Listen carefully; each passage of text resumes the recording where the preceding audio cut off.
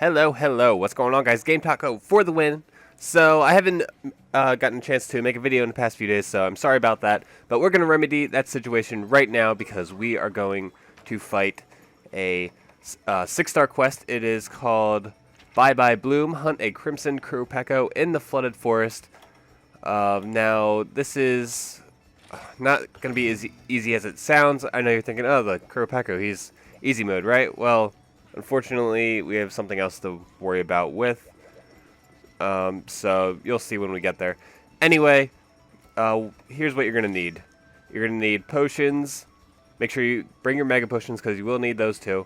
I got some herbs as well. I have some well-done steaks. I will need those. And I also have dung bombs, a trap, and some trank bombs. Whatever you do, please don't forget the dung bomb.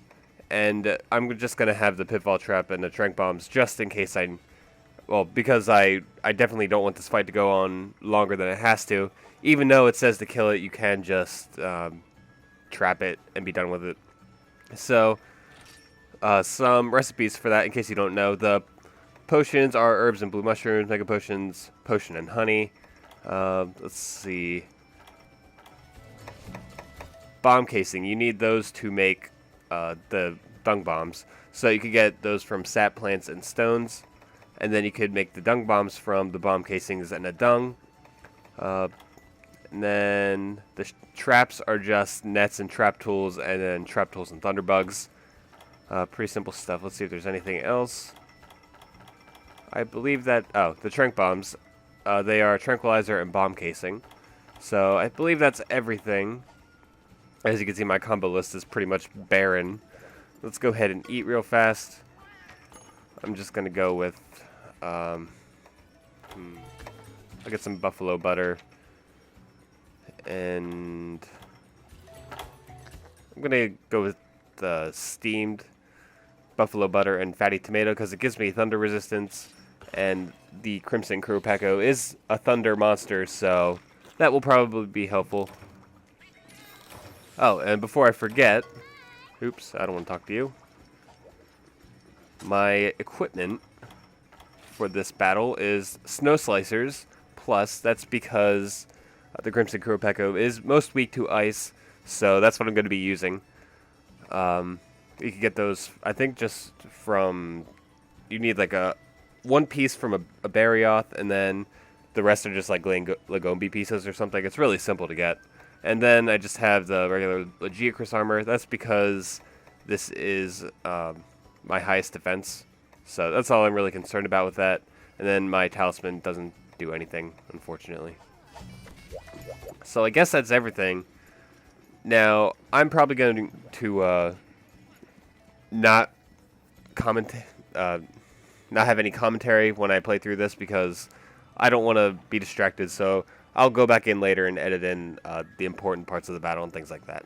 So let's go ahead and get this started. So here we are in the Flooded Forest, just going into Area 7, and here he is actually. So this is the Crimson Qurupeco. He's basically the exact same as the regular Qurupeco, except that he is now affiliated with lightning. So he has a couple different lightning attacks. He does a flash attack. But the thing that you have to worry about most with this specific battle in the Flooded Forest is that he calls another monster, which you'll see in a second. It's called the Deviljho, and he is just a pain in the ass because he's basically a giant dinosaur. So that was one of his moves right there, his new ones. Basically, it's a flash move. Now, I don't even bother avoiding it because he does it so often that it's just like, what's the point of it? But basically, the only way I found to actually avoid it is to just run away, and you don't really you have enough time, but it's just like, see, I was kind of far away from right there, but he still hit me somehow. So I usually just take it and then just pound on the control stick until I get out of stun. Sometimes Cha-Cha or Kayamba will help me out too. But yeah, so this is his. Oh, here is the monster that he calls the Deviljho. So this guy does a ton of damage, and this is the exact and sole reason that I brought the dung bombs. So I just used a dung bomb on him, so in a few moments actually, he will run away and leave me alone. But I only have 5 dung bombs left, and unfortunately, later on, I waste 2 of them by completely missing. So Deviljho's out of here. Now, anyway, as I was saying, a lot of his flame attacks, the Qurupeco's that is, are replaced with lightning attacks. So the move where he claps his wings together and then leaps at you, that's now lightning based instead of flame based. So I guess one of the good reasons for having Lagiacrus armor in this part is that Lagiacrus armor is actually good against lightning attacks, so that's always helpful. But as you can see, there's a lot of his moves are pretty much the exact same. He just has a much larger health pool, and he can call stronger monsters. And basically, that's pretty much the only difference between them. Like the strategy is the exact same. Now you can interrupt his calls just like the regular Qurupeco, which I highly recommend you try to do whenever he starts calling or bellowing or whatever you want to call it. Just hit his chest as hard as you can and go all out. I go into demon mode a few times and just wail on his chest in order to interrupt his calls. So other than that, like what I tend to do for this guy is I just kind of sit behind him. You know, it kind of depends. I sit behind him whenever he is kind of like attacking me or something, and then otherwise I'm in front of him and I just keep wailing on his chest area. But the thing is that I always tend to get bounce blows. Like my swords don't actually hit; they just like bounce right off whenever I attack his front if his wings are nearby. So that can be really annoying. Here he is just flying away as usual. He does this a lot in this fight, and it's really kind of annoying. So I'm just going to fast forward a little bit, and then we can take up the fight from there. So here we are. This is a little later on in the fight, and I just wanted to show you some footage of me being out of dung bombs and what you should do in order to avoid kind of dealing with the Deviljho when your situation is not looking that great. So Deviljho should be called in a moment. You'll probably see him pop up soon. And then I just kind of bounce in and out of... There he is. He's coming up out of the ground now. That's how he travels, by the way. He can run from area to area, but he likes to go underground as well. It's how something that gigantic goes underground. I don't know. But here we are. I'm out of dung bombs. What the hell do I do? This guy is so huge. His attacks just take up like an absurd amount of the screen and space, and it just really sucks fighting both of these guys because the Qurupeco is kind of small. That guy's freaking monstrous. So there's not really much you can do besides just try to get a few hits in on him whenever you can. Like I got a couple hits in on him right there while the Deviljho was distracted with Cha-Cha or Kayamba, one of them. They are lifesavers. I love those guys. I didn't really care for them in Monster Hunter Tri, but they are so much more useful in this, it seems like. So I just got destroyed by this Deviljho. You can see how much damage he does. Like, I had, I guess, I would call it decent armor for like starting out high rank, but that thing just destroys me. I got pushed out of the area into 8.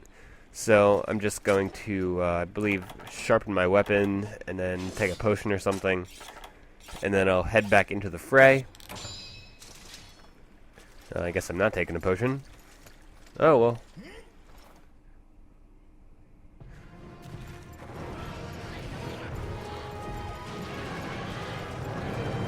So, basically, just... I know it kind of sounded obvious to say, but you just gotta try to avoid the Deviljho's attacks. That's priority number 1 because he does so much more damage. And also he can get stunned from the Qurupeco's flash attack, so that might help you, or it might hurt you if he just kind of sits around. But yeah, so he's doing his flash attack again. See how crazy and often he does that? It's like oh, I'm gonna cast my flash attack, and then he goes, oh, well, I better cast it again, because freaking, oh, well, never mind. Anyway, so the Qurupeco is actually leaving. This is good news for us. So he's getting out of here, which means we can go fight him one-on-one. So I'm going to fast forward a little bit until he's ready to be captured, and so I can show you what I do then. So it's a little later on in the fight, and Crimson Qurupeco is wearing down. He is almost ready to be captured, which is a great idea if you don't want to fight an extra like 5 minutes or whatever. Just bring a trap and some tranq bombs and just finish him off then. So as you can see, I painted both him and the Deviljho because I just wanted to keep an eye on where the Deviljho was, because I don't know, just to make me nervous, I guess, or something. But he'll be ready to limp out of the area soon. As you can see, he just ran and tripped himself because he's a clumsy son of a bitch. And he just, I don't know if that was okay, that was him getting angry. So the Ludroth in this area are really annoying. There's like so many of them. Anyway, so I believe he will be leaving in just a few moments, so let's get a few more hits in on him. And here he goes, limping away. And the Deviljho's right in the next area, so it's a good thing that he is going back. He goes all the way up to the map at the very top. I think it's 10 or 11. I don't remember. I can't remember the map the area numbers, so sorry. So luckily the Deviljho comes in right as I leave, so I don't have to deal with that. So let's run all the way up there to where the Qurupeco is at and set a trap down and cap this guy. So that's area 9. So maybe I was right. I think it is area 10. Let's go and run on through here.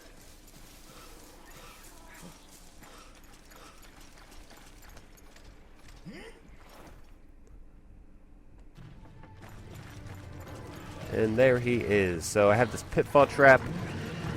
Now, this is really annoying because I try to set this thing and I just get interrupted like 3 times in a row. And like, I don't even know what hit me right there. I don't think it was the Qurupeco, was it? I don't know. And then I try to set it again, and then a friggin' Bullfango comes out of nowhere. Although I think I actually got it off that time. I don't remember. Yeah, I got it off. So now we just have to wait for the Qurupeco to jump in it, except he's too busy, I don't know, not doing anything. So you can press plus and then X and then plus and then Y to call both of your companions over to you. So if you're trying to lure something over to a trap or something, then you can do that. Now these Bullfangos are really pissing me off, so I'm just going to kill them real fast. And of course the Qurupeco runs right past the trap. So, oh well. He'll get stuck in it next time if he takes 1 step forward. And he has to use a splash attack again. Oh well. Come on, take another step. There we go. So he's in the trap. Now just throw some tranq bombs at him. And the Deviljho is also in the area. What wonderful timing. So I don't have to deal with that anymore. And the Qurupeco is captured, and the quest is over. Thank God. I really don't like this quest, because the Deviljho and everything is just, it's just too much. I just don't enjoy it.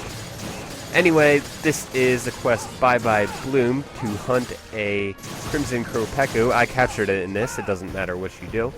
So, is he eating the... He's eating my trapped monster. You are terrible, Deviljho. Anyway, this is Game Taco for the win, so if this has been helpful in any way, please feel free to subscribe. Check out my channel for more Monster Hunter videos.